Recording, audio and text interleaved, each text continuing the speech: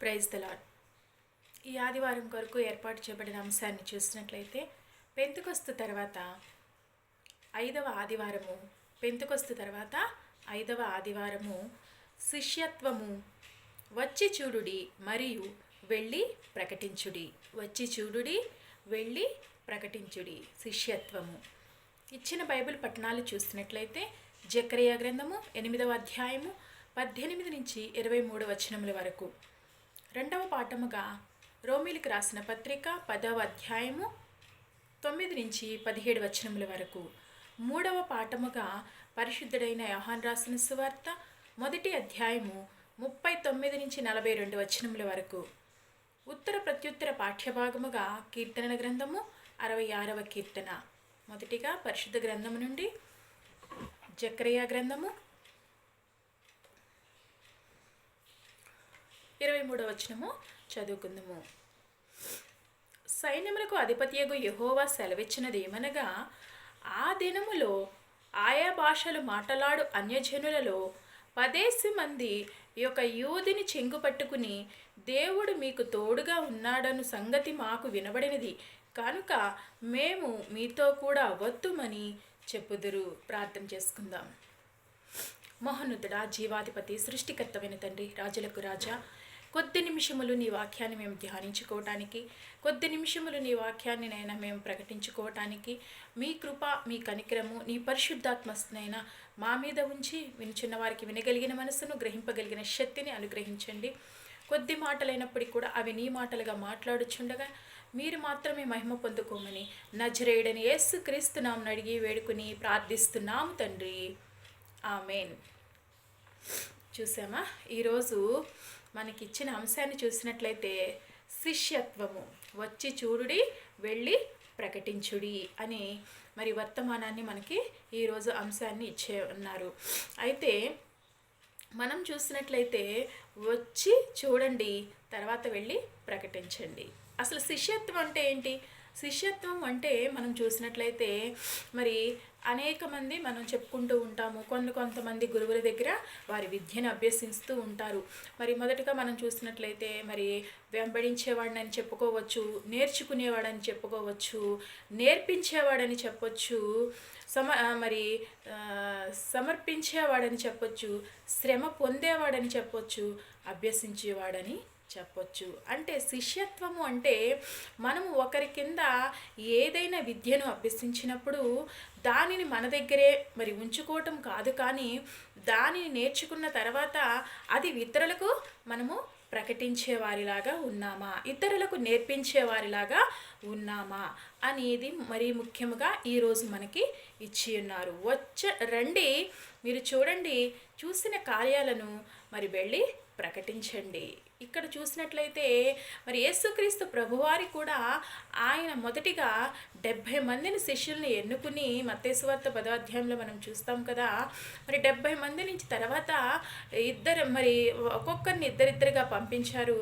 చివరికి 12 మంది శిష్యులను ఆయన ఏర్పరచుకున్నారు. అందుకని శిష్యత్వంలో కూడా నమ్మకత్వం అనేది చాలా ముఖ్యమైన మరి పని మనం చూస్తూ ఉంటాము. శిష్యత్వం అంటే మరి ఎవరైనా సరే నమ్మకంగా ఉన్నవారికి మాత్రమే వారి శిష్యులు అవుతాకి అర్హులుగా ఉంటారు. మరి అపోస్తులను చూసినట్లయితే వీళ్ళు పంపబడిన వారని అర్థం వస్తూ ఉంటుంది. ఈ అపోస్తుల కార్యం అంతా కూడా, అపోస్తుల కార్యాలన్నీ కూడా ఎవరు మరి పంపబడిన వారు అంటే మరి ఇక్కడ రాసినది లూకా గారే. కానీ అయితే ఈ అపోస్తుల కార్యంలో ఎవరైతే దేవుని సువార్తను కొరకు ఎంతమంది అయితే పంపబడ్డారో, ఎన్ని శ్రమలైతే పడ్డారో, దేవుని నిమిత్తము ఏ విధంగా ఎవరి దగ్గరికి వెళ్ళి సువార్త చేశారో మనం అక్కడ మరి అపోస్తుల కార్యముల గ్రంథంలో మనము చూస్తూ ఉంటాము. అక్కడ మరి నపుంసకుడు వెళ్తాడు, ఫిలిప్పుకు చెప్తాడు. ఇలా ఏ వార్తనైనా సరే అక్కడ మనం చూసినట్లయితే మరి ప్రతీది కూడా మనం అక్కడ చూస్తూ ఉంటాము. సువార్తను చూసినది వాళ్ళు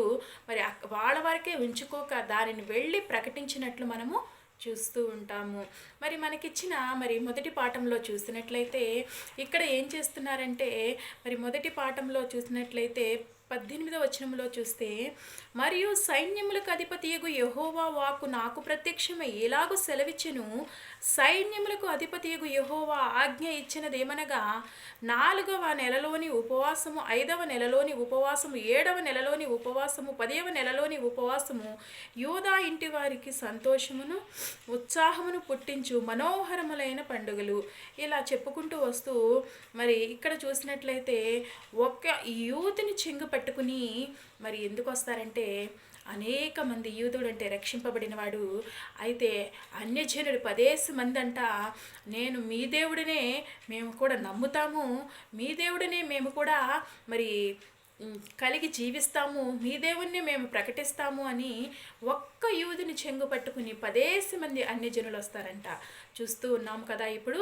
మరి దేవుని యొక్క వాక్యము ఏ విధముగా మరి ప్రబలుతుందో మనము చూస్తూ ఉన్నాము. ఆయన వాక్యము ఏ విధముగా ఈ లోకంలో విస్తారముగా ప్రబలినప్పటికీ కూడా మరి అనేక మంది తెలియజేస్తున్నారు కదా, మొదటివారు కడపటివారు అవుతారు, కడపటివారు మొదటివారు అవుతారని తెలియపరుస్తున్నారు. అంటే శిష్యత్వంలో నమ్మకమైన విలువ కలిగి జీవించాలి, ఎందుకంటే మరి ఉన్న 12 మంది శిష్యుల్లో మరి 11 మంది శిష్యులను చూసినట్లయితే మరి దేవుని మార్గాన్ని అనుసరించారు, కానీ యూదా ఇస్కరియోతు అనుసరించలేకపోయాడు. మనం చూస్తూ ఉంటాము, మనకిచ్చిన పనిలో నమ్మకంగా ఉన్నామా లేదా. శిష్యత్వం అనేది మరి ఎంతో గొప్ప భాగ్యము. ఆ శిష్యత్వంని మనము ఏ విధంగా అనుసరిస్తున్నాము దేవుడు తెలియజేశాడు కదా. ఆయన చనిపోతూ మరి తిరిగి లేచిన తర్వాత ఆయన అనేకమైన అద్భుత కార్యములు చేశారు. అయితే ఒక మాట కూడా ఆయన తెలియచెప్పారు.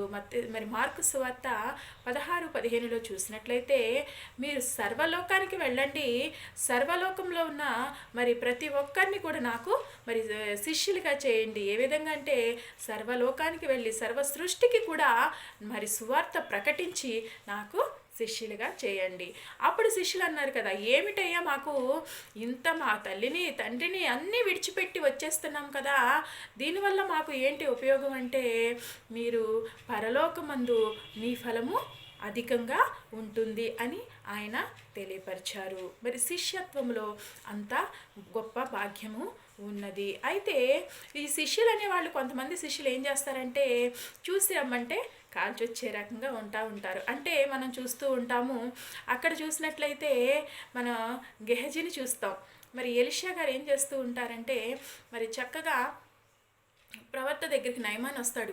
నయమాన్ వచ్చి మరి తన కుష్టి పోగొట్టుకుని వెళ్ళిపోతున్న సమయంలో, వద్దు ఆ బంగారము ఆ వెండి మనకు వద్దు అని ఎలీషా ప్రవక్త చెప్పినప్పటికి కూడా ఈ గెహజీ ఏం చేశాడంటే, పరిగెత్తుకుంటూ వెళ్ళు మరి అక్కడ ఆయనకు కావాల్సినది ఆశించి బంగారం వెండి తెచ్చుకుని మరి నయమానికి ఉన్న కుష్టి రోగాన్ని తెచ్చుకున్నాడు మరి గెహజీ. చూసారా, మంచి శిష్యత్వాన్ని పోగొట్టుకున్నాడు అనమాట. ఎలీషా దగ్గర మంచి శిష్యుడిగా ఉన్నాడు. మరి ఏలియా దగ్గర నుంచి ఎలీషా అయితే 2 పాళ్ళ ఆత్మను పొందుకున్నాడు, కానీ ఎలీషా దగ్గర నుంచి గెహజీ పొందుకోవడానికి అనర్హుడిగా అయిపోయాడు. శిష్యత్వంలో నమ్మకత్వం అనేది చాలా ముఖ్యము. యేసుక్రీస్తు ప్రభువారు కూడా నమ్మకస్తులైన వారే నాకు పరిచారకులు అవుతారని అంటున్నాడు. అందుకనే మరి నమ్మకస్తులుగా ఉండాలి అంటే శిష్యత్వంలో నీవు యథార్థంగా దేవుని యందు నిలిచి ఉండాలి, ఆయన పనిలో నిలిచి ఉండాలి. అయితే మరి శిష్యులు అనేవాళ్ళు ఏం చేస్తారంటే, మరి పరిచారం చేసేవారిలాగా ఉంటారు. చేసిన పనిని వాళ్ళంతటికి వాళ్ళు మేము అని కాకుండా వేరే వాళ్ళకి కూడా అది మరి తెలియచేసేవారిలాగా ఉండాలి అని దేవుడు తెలియపరుస్తున్నాడు. మనం చూస్తూ ఉంటాము, మనకిచ్చిన మరి యోహాను సువార్త 1వ అధ్యాయము 39 నుంచి మనం చూసినట్లయితే, ఇక్కడ 35 నుంచి మనం చూసినట్లయితే, మరునాడు మరలా యోహానును అతని శిష్యులలో 2 నిలిచియుండిరి. అతడు నడుచుచున్న యేసు వైపు చూచి, ఇదిగో దేవుని గొర్రె పిల్ల అని చెప్పాడు. ఇక్కడ చూసారా, ఇదిగో దేవుని గొర్రె పిల్ల అని చెప్పాడు. చూసి చెప్పాడు. ఇక్కడ ఏం చేశాడు? చూశాడు, తర్వాత ఏం చేశాడు? చెప్పాడు.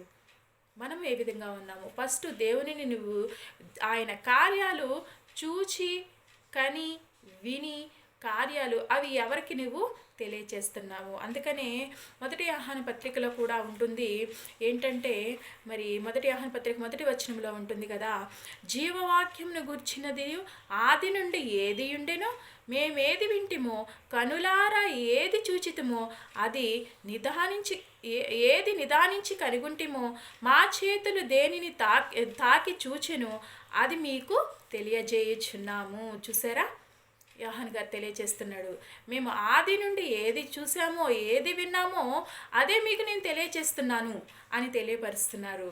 ఒకసారి జ్ఞాపకం చేసుకోండి, మనము చూసినది తెలియచెప్పాలి. మరి లూకాసు వార్తలో చూస్తాం కదా, ఇది అందరికీ తెలిసింది, క్రిస్మస్ టైంలో మనం ఎక్కువ తెలియచేసుకుంటూ ఉంటాము. అక్కడ చూసినట్లయితే మరి చక్కగా 2వ అధ్యాయంలో మనం చూస్తూ ఉంటాం. లూకాసు వార్తలో గొర్రెల కాపరులకి మరి ఏం చేశారంటే వెళ్ళారు, చూచారు, తర్వాత వాళ్ళు ఆ వార్తను అందరికీ ప్రచురపరిచారు. చూసారా, మరి ఏ విధంగా ఉన్నామో ఒకసారి మనము జ్ఞాపకం చేసుకోవాలి. శిష్యత్వంలో నమ్మకత్వం కలిగి ఉండాలి. అంతేకాదు, యేసుక్రీస్తు ప్రభువారు చనిపోయి తిరిగి లేచిన తర్వాత కూడా మత్తయి సువార్త 28వ అధ్యాయం, యోహాను సువార్త 20వ అధ్యాయంలో కూడా మనం ఒక స్త్రీని చూస్తాము. మరి ఆ స్త్రీయే మగ్దలేని మరియా. ఆమె ఏం చేసింది, గబా పెందలకడ లేచి సమాధి వద్దకు వెళ్ళింది. యేసుక్రీస్తు ప్రభువారు చనిపోయారని మరి 3వ రోజున లెగుస్తానని ఆయన చెప్పిన మాట ఆమె జ్ఞాపకము పెట్టుకుంది. ఎందుకంటే ఆయనతో నడిచినప్పుడు, ఆయనతో తిరిగినప్పుడు, ఆయనతో మరి ప్రయాణం చేసినప్పుడు ఏ కార్యాలైతే ఆమె చూచిందో అవి మనసులో హృదయమందు విశ్వసించింది.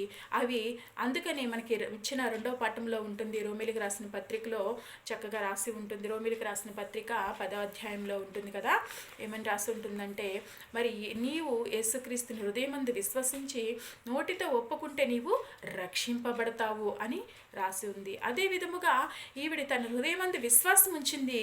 విశ్వాసం ఉంచిన స్త్రీ ఏం చేసిందంటే మరి ఆ విధముగానే వదిలేయకోకుండా పెందలగడని లేచి ఆ సమాధి తోటకు వెళ్ళింది. సమాధి తోటకు వెళ్ళి కంగారు పడిపోతున్న సమయంలో క్రీస్తు ప్రభువారే వచ్చి మరి చక్కగా పిలిచినప్పుడు, అమ్మ అని పిలిచినప్పుడు, మరి రబ్బుని నువ్వెవరు అని అడిగినప్పుడు మరి అక్కడ నీవు వెతుకుతున్న యేసును నేనే అని తెలియపరిచారు. ఆ వార్తను తనలో తాను ఉంచుకోలేదు, తిరిగి మళ్ళీ వెళ్ళిపోయి సువార్త అనేది ద్వారా తన శిష్యులకు, మరి అక్కడ ఉన్న శిష్యులందరికీ కూడా తెలియపరిచింది. వచ్చింది, చూసింది, వెళ్ళింది, ప్రకటించింది.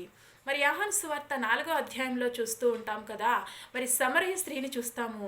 అక్కడ మరి ఎండవేళలా ఒంటరిగా మరి ఆ స్త్రీ మరి నీళ్లు చేదుకోవడానికి ఆ బావి దగ్గరికి వెళుతున్న సమయంలో యేసుక్రీస్తు ప్రభువారు ఆ స్త్రీని మరి పట్టుకోవడానికి, ఆ స్త్రీని ఆత్మను కాపాడడానికి ఆయన ఆ స్త్రీ దగ్గరికి వెళ్ళారు.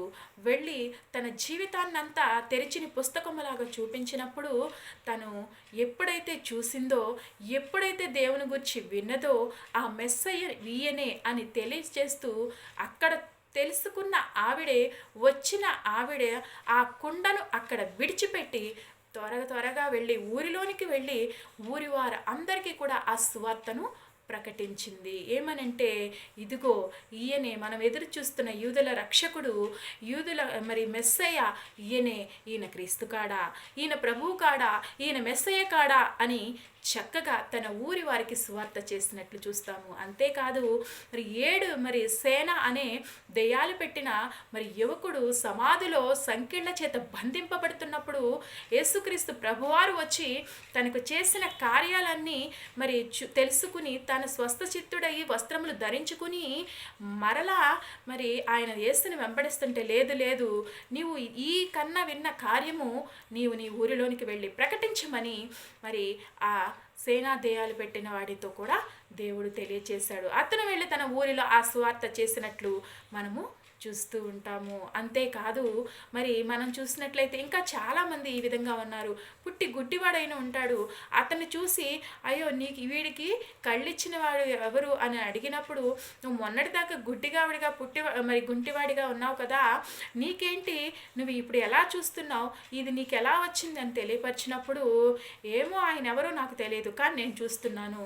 అది తర్వాత అది యేసుక్రీస్తు ప్రభువారి యొక్క సువార్తను తెలియజేయడానికి అక్కడ ఆ గుడ్డివాడు కారకుడయ్యాడు. ఒకసారి మనం ఆలోచన చేయాలి. దేవుని సువార్తను, దేవుని వార్తను వింటున్న నీవు, దేవుని యొక్క మాటను వింటున్న నీవు, దేవుని యొక్క మందిరంకు వెళుతున్న నీవు, దేవుని పనిలో నడుస్తున్న నీవు కనీసము ఒక్కరికి కూడా నీవు సువార్త చెప్పలేని స్థితిలో ఉంటే దేవుడు లెక్క అడుగుతాడేమో ఒకసారి జ్ఞాపకం చేసుకోవాలి. అయితే దేవుడు తెలియజేస్తున్నాడు కదా, మరి అపోస్తల కార్యముల గ్రంథములో 3వ అధ్యాయము 15వ వచనంలో ఉంటుంది. అక్కడ చెప్తారు, అపోస్తలు చెప్తారు ఏంటంటే, మీరు జీవాధిపతిని చంపితిరి కదా, ఆయన తిరిగి లేచాడు, దానికి మేము సాక్షులము అని ఆ శిష్యులే అక్కడ ఒక గొప్ప సాక్ష్యాన్ని తెలియజేస్తున్నట్లు మనము చూస్తూ ఉన్నాము. నిజమే కదా, శిష్యత్వం అనేది చాలా నమ్మకమైనది, చాలా ప్రత్యేకమైనది. మరి వెంబడించడం అంటే ఆషామాషా కాదు. ఎన్నో శ్రమలుంటాయి, ఎన్నో కష్టాలుంటాయి, ఎన్నో బాధలుంటాయి, ఎన్నో ఇరుకులుంటాయి. అయినప్పటికీ కూడా అవి అన్నీ కూడా మీరు సహించినప్పుడు పరలోకమందు మీకు మాత్రం ఫలం ఉంటుంది అని యేసుక్రీస్తు ప్రభువారు తెలియజేశారు. అయ్యా, మేమన్నీ విడిచిపెట్టి నిన్ను వెంబడిస్తున్నాం, మాకేంటి ప్రయోజనం అని ఎప్పుడైతే శిష్యులు అడిగారో యేసుక్రీస్తు ప్రభువారు చెప్పారు, పరలోకమందు మీ ఫలము అధికంగా ఉంటుంది, పరలోకమందు మీరు ధన్యులుగా ఉంటారు, పరలోకమందు మీ గోత్రాలు ఉంటాయని చక్కగా ఆయన తెలియపరిచినట్లు చూస్తూ ఉన్నాము. కాబట్టి శిష్యత్వాన్ని మనము చాలా మరి ఈజీగా తీసుకోకూడదు. శిష్యత్వం అనేది చాలా నమ్మకమైన పని. ఆ శిష్యత్వంలోనే యేసుక్రీస్తు ప్రభువారు మరి శిష్యులను చక్కగా ఎన్నుకున్నట్లు మనము చూస్తూ ఉంటాము. అంతేకాదు ఆయన మరి యోహాను సువార్త 7వ అధ్యాయంలో కూడా చూస్తూ ఉంటాము. యేసుక్రీస్తు ప్రభువారిని మరి చనిపోయినప్పుడు ఆయన సిలువ మీద మరి ఉంటున్న సమయంలో, ఆ సమయంలో కూడా ఆ బంట్రోతులు వచ్చి మరి అక్కడ ఆయనను పొడిచి చేసినప్పుడు అక్కడ నిజముగా యేసుక్రీస్తు ప్రభువు అని వారు వెళ్ళి అక్కడ చూసిన కార్యాన్ని వెళ్ళి ప్రకటించారంట. ఒకసారి ఆలోచన చేయాలి. వచ్చారు, చూశారు, వెళ్ళారు, ప్రకటించారు. ఎవరికంటే అక్కడ ఉన్న యూదులందరి అక్కడ వారికి మరి ప్రకటించినట్లు మనము చూస్తూ ఉన్నాము. అంతేకాదు దేవుని యొక్క సువార్త అనేది మనము చాలా అదేవిధంగా మనం చూసినట్లయితే ఇక్కడ మనం చూస్తూ ఉంటాము, మనం చదువుకున్నట్లుగానే మలాకీ గ్రంథంలో 4వ అధ్యాయము 1 నుంచి 5 వచనాలు చూసినట్లయితే ఇక్కడ కూడా చక్కగా రాసిపెట్టి ఉంటుంది. ఏమనంటే, దేవుని మందిరానికి వెళదామని జనులు నాతో అన్నప్పుడు నేను బహుగా సంతోషించి తిని అని చక్కగా తెలియపరుస్తూ ఉన్నాడు. మరి సకల జనులు తమ తమ దేవతల నామము స్మరించుకుని నడుచుకుందురు, మనమైతే మన దేవుడైన యెహోవా నామము ఎల్లప్పుడూ కూడా స్మరించుకుందుము. చూసారా, సకల జనులు ఏం చేస్తారంట, వ్యర్థమైన వాటిని కనులుండి మరి ముక్కులుండి కాళ్ళుండి చెవులుండి చేతులుండి కూడా ఏమీ చేయలేని వాటిని స్మరించుకున్నప్పుడు జీవము కలిగిన జీవాధిపతి అయిన యేసుక్రీస్తు ప్రభువారిని మనము కలిగి ఉన్న మనము ఏ విధంగా స్మరించుకుంటాము ఒకసారి జ్ఞాపకం చేసుకోవాలి. మనము ఏ విధంగా దేవుని సువార్తను ప్రకటించే వారిలాగా ఉన్నామో ఒకసారి మనమే పరిశీలన చేసుకోవాలి. అందుకనే కీర్తన గ్రంథము 66వ కీర్తనలో ఉంటుంది, సియోను నివాసులారా యెహోవాను గురించి గీతము పాడుడి. ఎందుకు పాడాలి అంటే ఆయన యొక్క మరి నామ ప్రభావమును మనము ప్రకటించాలి, కీర్తించాలి అని చక్కగా తెలియపరుస్తూ ఉన్నాడు. ఆయనను గురించి పాడాలి, ఆయన మహిమను తెలియచేయాలి, సర్వలోకము కూడా ఆయనకు నమస్కరించేలాగా మనము చేయగలగాలి. అలా అని చక్కగా కీర్తనకారుడు రాస్తున్నట్లు మనము చూస్తూ ఉన్నాము. ఇప్పుడు ఈ రోజుల్లో మనం చూసినట్లయితే శిష్యత్వం అనేది చాలామంది ఏ విధంగా శిష్యులుగా చేస్తున్నారు, ఏ విధంగా ఉంటున్నారంటే, యేసుక్రీస్తు ప్రభువారు ఉన్న టైంలో కూడా శిష్యులుగా చేరడానికి ఎంతోమంది ఇష్టపడ్డారు. ఎందుకంటే ఆహారం దొరుకుద్దేమో ఆయన వెనకాల వెళితే, ఎందుకంటే ఆయన అద్భుతాలు చేశాడు కదా. మరి చక్కగా 2 చేపలు 5 రొట్టెలు విరిచినప్పుడు 12 గంపలు ఎత్తారు, ఇంకొకసారి 5 గంపలు ఎత్తారు. ఈ విధంగా చూస్తూ ఉన్నప్పుడు మరి ఏమైందంటే ఆయన అద్భుత కార్యాలు కూడా మరి విస్తారముగా జరిగినప్పుడు అవి అనేక ప్రాంతాలు కూడా మరి వెడలిపోతూ ఉన్న సమయంలో అనేక మంది కూడా ఆయనకు శిష్యులు అవడానికి మరి వస్తూ ఉన్న సమయం కూడా మనము చూస్తూ ఉంటాము. అంతేకాదు ఆయన చేసే అద్భుత కార్యాల గురించి వచ్చారు, తర్వాత ఆయన చేసే స్వస్థతల గురించి కూడా అనేక మంది మరి శిష్యులు అవడానికి ఇష్టపడినట్టు మనము చూస్తూ ఉంటాము. నిజంగా మరి ఆయన కోరిక అంటే ఆయన శిష్యులుగా రావటానికి కాదు, కానీ ఆయన చేసే కార్యాలు బట్టి కూడా అనేక మంది ఆయనకి శిష్యులుగా ఉన్నట్లు చూస్తూ ఉంటాము. మనం చూస్తూ ఉంటాం కదా, ఇహలోక పరంగా చూస్తే ఒక ఎమ్మెల్యేనో ఒక ఎంపీనో ఎవరో ఒకరు సంథింగ్ ఎవరైనా సరే వాళ్ళు ఉన్నప్పుడు వారి కింద మనం ఏం చెప్పుకుంటామంటే, నేను పలానా వారి కింద నేను ఉంటాను, పలాని వారి కింద నేను వర్క్ చేస్తాను, పలాని వారి కింద నాకు బాగా తెలుసు అని ఏం చేస్తూ ఉంటాం, మనము తెలియచేస్తూ ఉంటాం. ఎందుకంటే వారి యొక్క మరి పబ్లిక్ సిటీని మనము యూస్ చేసుకుంటాం. ఈ విధంగా వారి యొక్క అధికారాన్ని మనము కూడా ఏం చేస్తూ ఉంటామంటే ఈ విధంగా యూస్ చేసుకుని మన గొప్పతనాన్ని కూడా తెలియచేయాలని చూస్తూ ఉంటాము. అదే విధముగా యేసుక్రీస్తు ప్రభువారి యొక్క ఉన్న శిష్యులు కూడా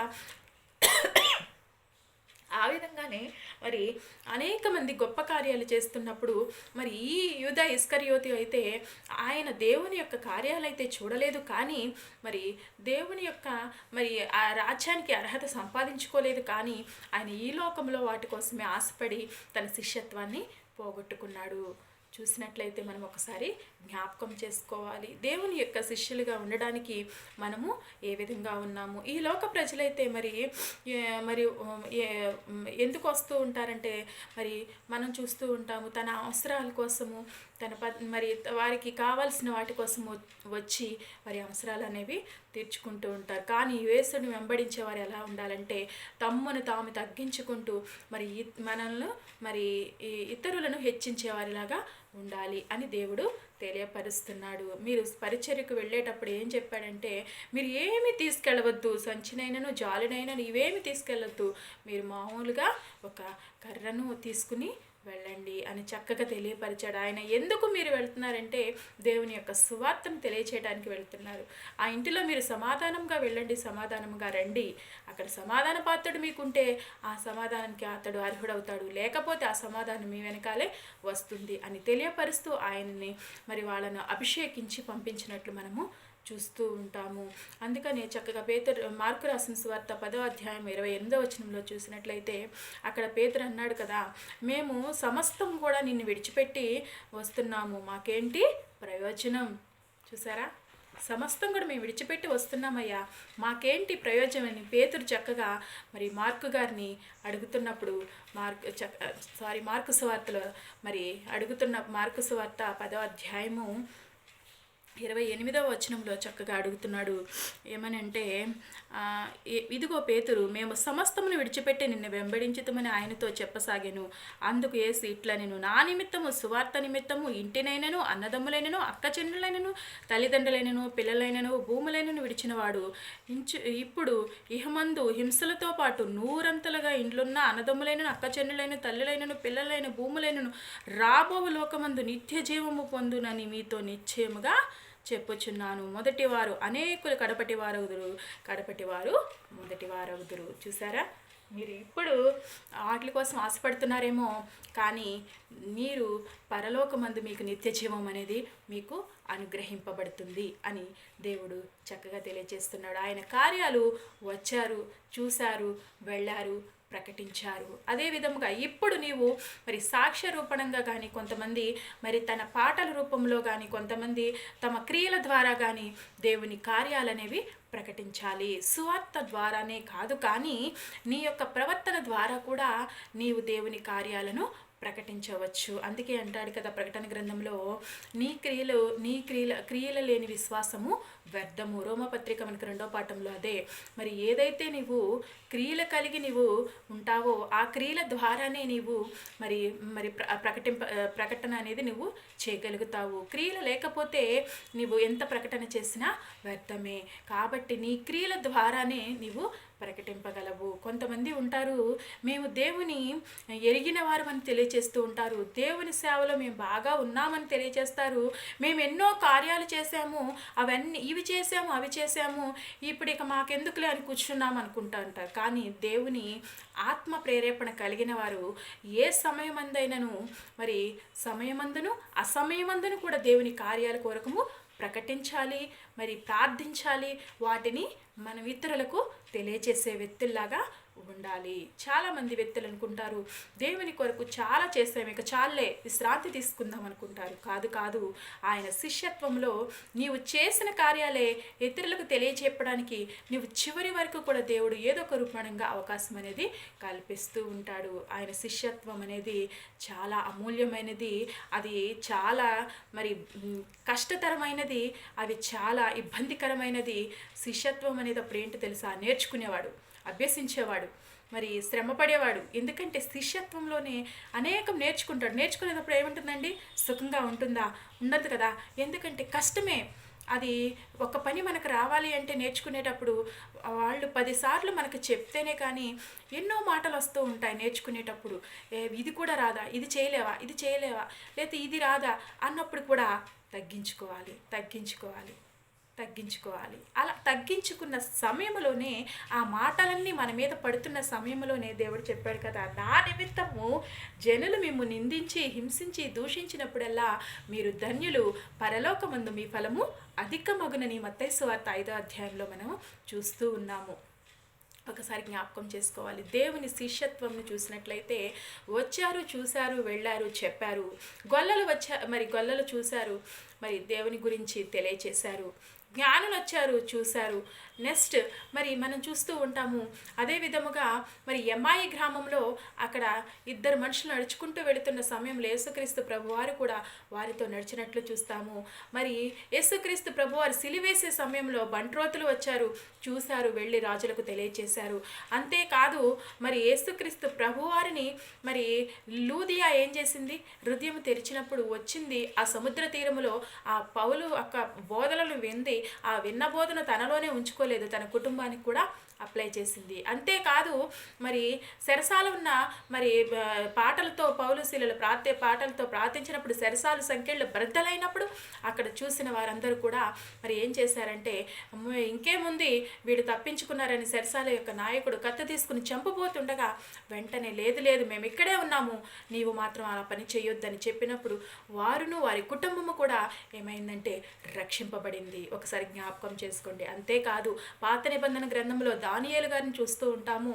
ఆయన చేసిన మరి గొప్ప పని ఏంటంటే, మరి సింహాల బోనులో ఉన్న దానియేలును చూసిన రాజు గబగబ పరిగెత్తుకుంటూ వెళ్తూ జీవము గల దేవుని సేవిస్తున్న దానియేలు నీవెలా ఉన్నావని అడిగినప్పుడు నేను సజీవముగా ఉన్నానని చెప్పినప్పుడు దానియేలుని త్వరగా తీసుకుని వచ్చి ఏ దేవుడినైతే దానియేలు ప్రార్థన చేస్తున్నాడో, ఏ దేవుడికైతే దానియేలు మ్రొక్కుతున్నాడో ఆ దేవుడికే మీరు అందరూ కూడా ప్రార్థన చేయాలి అని ఒక శాసనాన్నే తీసుకురాగలిగాడు. ఒక రాజ్యములో బబులోని దేశంలోనే మరి అంత గొప్ప మరి ఒక శాసనాన్ని నిలబెట్టడానికి కారణంగా దానియేలు, షడ్రకు, మెషక్, అబేద్నెగో నిలబడ్డారు. ఒకసారి జ్ఞాపకం చేసుకోండి. దేవుని శిష్యత్వంలో నమ్మకత్వం ఉండాలి. శ్రమలు, కష్టాలు, శోధనలు ఎన్నో వస్తూ ఉంటాయి. కానీ వచ్చి చూసిన కార్యాన్ని మనము దాచుకుంటే ఉపయోగం అనేది లేదు. కొన్ని సమయంలో కొన్ని అభ్యంతరకరమైన పరిస్థితుల్లో కొన్ని పరిస్థితుల్లో ఇక ఏమో క్రీస్తుని మనము ఎందుకులే మనల్ని వ్యక్తం చేసుకుంటే మనం తక్కువ వారం అయిపోతామేమో అనుకున్న పరిస్థితులు ఎన్నో వస్తాయి. అయినప్పటికీ కూడా నీవు దేవుని నిమిత్తము ఎంత తక్కువైనా పర్వాలేదు, కానీ నీవు మాత్రం దేవునిని హెచ్చించే బిడ్డగా ఉంటే ఒకానొక రోజు వస్తుంది, ఆయన నిన్ను హెచ్చించే రోజు కంపల్సరిగా ఆయన నీకు ఇస్తాడు. అది నమ్మాలి. అది నమ్మినప్పుడు మాత్రమే నీవు దానిని మరి పొందుకుంటావు అని దేవుడు తెలియపరుస్తున్నాడు. అంతేకాదు మనం చూస్తాము హెబ్రీలకు రాసిన పత్రిక 11వ అధ్యాయము 33 నుంచి మనం చూసినట్లయితే మరి అక్కడ శిష్యత్వం విలువ గురించి చక్కగా ఎలా తగ్గించుకోవాలి, ఎలా ఉపేక్షించుకోవాలి మరి అలా అని చక్కగా కూడా మనకు చూస్తూ ఉంటాము. అంతేకాదు ఫిలిప్పీలకు రాసిన పత్రిక 3వ అధ్యాయం 7వ వచనంలో చూస్తాము. అక్కడ పౌలు అంటున్నాడు కదా, సమస్తమును కూడా నేను ఎలా ఉన్నానంటే యేసుక్రీస్తు నిమిత్తము పెంటతో సమానంగా ఎంచుకుని ఉన్నాను అని తెలియపరుస్తున్నాడు. అంతేకాదు గలతీలకు రాసిన పత్రిక 2వ అధ్యాయము 20వ వచనంలో చూసినట్లయితే జీవించేది నేను కాదు, నాలో ఈ క్రీస్తే జీవించును అని పౌలు చెప్తున్నాడు. నిజమే కదా, క్రీస్తుని పోలి నడుచుకోమని తెలియచేస్తున్నాడు. నేను క్రీస్తుని పోలి నడుచుకున్నాను, మీరు నన్ను పోలి నడుచుకోండి అని తన శిష్యత్వాన్ని మరి చక్కగా తెలియపరుస్తున్నాడు అన్నమాట. అంతేకాదు మనం చూస్తాము లూకా సువార్త 6:30లో చూసినట్లయితే శిష్యుడు బోధకుని కంటే అధికుడు ఏ మాత్రము కూడా కాదు. నువ్వు ఎంతనైనా విద్యను అభ్యసించు, ఎంత గురువు కంటే అధికంగా నీవు ఉండొచ్చు, కానీ నీవెప్పుడు కూడా గురువుకి శిష్యుడుగానే ఉండాలి. అలాగే ఉంటావు అని కూడా లూకాసువార్త 6:30లో తెలియపరుస్తున్నాడు. శిష్యుడు ఎప్పుడు కూడా బోధకుడు కంటే మరి అధికుడు అనేది కానే కాదు అని చక్కగా తెలియపరుస్తున్నాడు. అంతేకాదు యోహాను రాసిన మొదటి పత్రిక 5:10 చూసినట్లయితే ఇక్కడ కూడా చక్కగా మరి రాసి ఉన్నాడు. లూకాసువార్త 22:28-35 చూసినట్లయితే శోధనలో నిలిచి ఉంటేనే మనము ఏమైనా కూడా మరి జయిస్తాము అని చక్కగా తెలియపరిచాడు. మనం చూస్తాం కదా, మరి అపోస్తల కార్యములు 3:15 చూసాం కదా, మీరు జీవాధిపతిని చంపితిరి, దానికి మేము సాక్షులము అని చక్కగా తెలియపరుస్తున్నారు. ఈ విధముగా శిష్యత్వంలో మనము వెంబడించేవారుగా మనమనే కాదు, చాలామంది ప్రతి ఒక్కరు కూడా ఇప్పుడు సేవ చేస్తున్న ప్రతి ఒక్కరు కూడా దేవుని యొక్క శిష్యులుగా ఉన్నారు.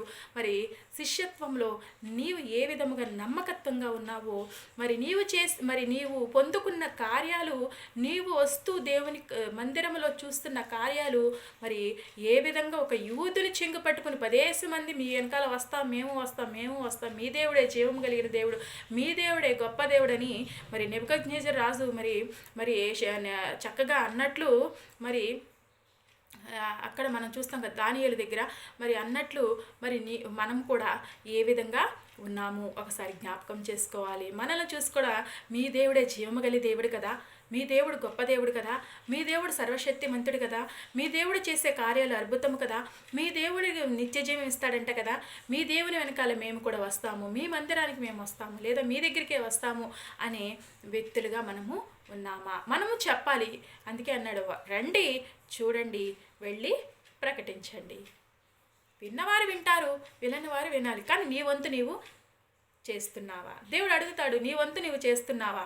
ఓకే, నేను చెప్తున్నాను కానీ వారు వినట్లేదయ్యా అన్నప్పుడు ఆ సమయంలో దేవుడు చూసుకుంటాడు. ఎందుకంటే నీ ప్రయాస అనేది దేవునికి తెలుస్తుంది కాబట్టి నువ్వు చెప్తున్నావు, వినని వారి సంగతి అది ఆ తర్వాత ఒక మరి చాటలో వేసినప్పుడు జల్లేటప్పుడు అవన్నీ ఎగిరిపోతాయి, అప్పుడు ఆ దారి వేరు. కానీ నీకిచ్చిన సమయంలో నీవు సమయమైన అసమయమైన నువ్వు దేవుని కొరకు కష్టపడుతున్నావా? నీవు చెప్తున్నావా? నువ్వు చెప్పే వ్యక్తిగా ఉండాలి. ఒక్కరు అసలు ఎందుకండి నేను ఈ వీడియో చేయడానికి కూడా ఒక్కరైనా సరే, జస్ట్ మనం చూసే తక్కువ మంది అవ్వచ్చు, బట్ ఒక్కరు చూసినా ఒక్క మాట అయినా విన్నా చాలు, అది నాకు చాలు అని నా మనసు అనిపిస్తుంది. కొన్ని సమయాల్లో చేయలేకపోయిన సమయాల్లో కూడా నాకు అనిపిస్తుంది, ఈ మనుషుల కోసం కాదు కదా నేను చేసేది, నా దేవుని కోసం. నేను మనుషుల కోసం కదా ఒక ఒడంబడిక చేసుకున్నాను. కొన్ని పరిస్థితుల్లో చెప్పలేని స్థితిలో ఉన్నప్పుడు కూడా నేను చేసేది మనుషుల కోసం కాదు, నా దేవుని కోసం నేను చేస్తున్నా.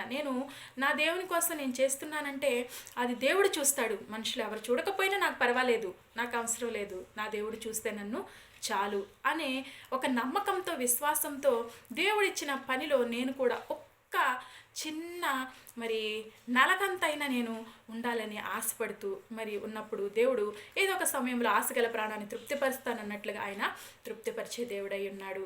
అదేవిధంగా మనం చూస్తాం కొరింథీయులకు రాసిన 2వ పత్రిక 6వ అధ్యాయం 1-6 మనం చూసినట్లయితే అక్కడ కూడా మనకి తెలియపరుస్తుంది. మార్కు సువార్త 10వ అధ్యాయం 35-45 వరకు మనము చూడొచ్చు. అంతేకాదు కీర్తనల గ్రంథము 34వ కీర్తనలో కూడా శిష్యత్వం యొక్క నమ్మకత్వాన్ని గురించి చక్కగా రాసి పెట్టబడి ఉంది. అందుకనే యెషయా గ్రంథంలో కూడా 50వ అధ్యాయము 4వ వచనంలో మనము చూసినట్లయితే చక్కగా అక్కడ కూడా మనకి తెలియపరుస్తూ ఉంటారు. యోహాను సువార్త 2వ అధ్యాయము 11వ వచనంలో దేవుని యందు విశ్వాసం ఉంచుటకు ఎంతో మనకి యోహాను సువార్త 2వ అధ్యాయము 11వ వచనంలో కూడా మనకి తెలియపరుస్తూ ఉంటుంది. అదే విధముగా లూకాసు వార్త 7వ అధ్యాయము 18వ వచనంలో కూడా యోహాను యొక్క శిష్యుల గురించి కూడా మనకి తెలియజేయడం చూస్తూ ఉంటాము. లూకాసు వార్త 22వ అధ్యాయము 30వ వచనంలో కూడా మనం శోధనలో నిలిచి ఉంటే మరి దేవుడు మనకేమిస్తాడో తెలియపరుస్తూ అంతేకాదు మరి రహస్యమందున్న శిష్యులు కూడా అనేక మంది ఉన్నారు. యేసుక్రీస్తు ప్రభు వారు చనిపోయినప్పుడు ఆయనకు సమాధి మరి ఇవ్వటానికి కూడా హరిమత్తయ్య యేసేవు మరి లోకాసువార్త 23:50 చూస్తాము. రహస్యంగా ఉన్న శిష్యుడు వచ్చి మరి దేవుని యొక్క సమాధిని ఇవ్వడం, మరి దేవుని క్రీస్తు కొరకు తన కొరకు తొలిపించుకున్న సమాధిని క్రీస్తు కొరకు ఇచ్చినట్లు మనము చూస్తూ ఉంటాము. యోహాను సువార్త 19:38 కూడా మనము ఈ విధంగా చూసినట్లయితే దేవుని యొక్క మరి ఈ రిఫరెన్స్లను వివరించడానికి మనకి మరి సమయం ఉండదు కాబట్టి నేను కొద్దిగా మరి దేవుని యొక్క మాటలు మీ ముందు తెలియచేయడానికి ఎంతగానో ఆశపడుతూ ఈ కొద్ది మాటలు యేసుక్రీస్తు నామమున మీకు తెలియజేయడానికి ఇష్టపడుతున్నాను. ఎందుకంటే శిష్యత్వము అంటే చాలా గొప్పది. ఆ గొప్ప మరి శిష్యత్వాన్ని మనము దేవుని నిమిత్తము మనం కష్టపడిన, శ్రమపడిన, బాధపడిన దేవుని నిమిత్తం మనం తగ్గించుకుంటూ మనము దేవునికి మరి అప్పగించుకుంటూ మన పనిలో కానీ మన ఏమైనా సమయంలో కానీ మనం నీకున్న ఏ తలంతైనామని ఆ తలంతుని క్రీస్తుని గుర్చిన మాటలు నువ్వు తెలియపరుస్తూ క్రియలోను మాటలోను మరి ప్రవర్తన క్రియన్న ప్రవర్తన ఒకటే కదా, మరి ప్రవర్తనలోను నీవు ప్రతి విషయంలో కూడా నీ విశ్వాసమందును కూడా నీవు క్రీస్తును కనపరిచే వ్యక్తిలాగా ఉండాలని కోరుకుంటూ ఈ కొద్ది మాటలు మరి శిష్యత్వం గురించి తెలియజేయడానికి ఇష్టపడుతూ ముగిస్తున్నాను. ఈ యేసుక్రీస్తు నామమున మీ అందరికీ ప్రైజ్ ద లార్డ్. ప్రార్థన చేసుకుందాం. మహోన్నతుడా, జీవాధిపతి, సృష్టికర్తమైన తండ్రి, కొద్ది నిమిషములు నీ వాక్యాన్ని ధ్యానించుకోవటానికి మీరు మాకు ఇచ్చిన ఈ అవకాశాన్ని బట్టి వందనాలు చెల్లించుకుంటున్నాం తండ్రి. అయా ఇదిగో ఈ మాటలు ప్రభువా, నమ్మకత్వమైన మాటలు ప్రభువా. అయా నీ శిష్యత్వంలో ఎంతో గొప్ప విలువ ఉంది ప్రభువా. నీ శిష్యత్వంలో నైనా మా క్రియలు అనేవి మేము నైనా సరిచేసుకోవాలి ప్రభువా. అయా మేము ఏ విధంగా ఉన్నామో ప్రభువా, మీరు మా కొరకు ఏ విధంగా ఈ లోకానికి వచ్చారో, ఏ విధంగా శ్రమపడ్డారో, ఏ విధంగా మళ్ళా తిరిగి రానయ్యున్నారో ఆ వార్తను ఇతరులకు తెలియచేస్తూ ఇతరులను కూడా ప్రభువా నేను నీ కొరకు నేను నడిపించే భాగ్యము మాకు దయచేయమని అడుగుతూ ఈ కొద్ది మాటలు నీ రాజ్యంలోకి నైనా నీ సన్నిధిలోకి చేర్చుకుని అడగరాని వేడికి అడగవలసిన వచ్చుంటే క్షమించి దయచేయమని నజరేయుడైన యేసుక్రీస్తు నామమున అడిగి వేడుకుని ప్రార్థిస్తున్నాము తండ్రి. Amen, amen, amen. Praise the Lord, praise the lord.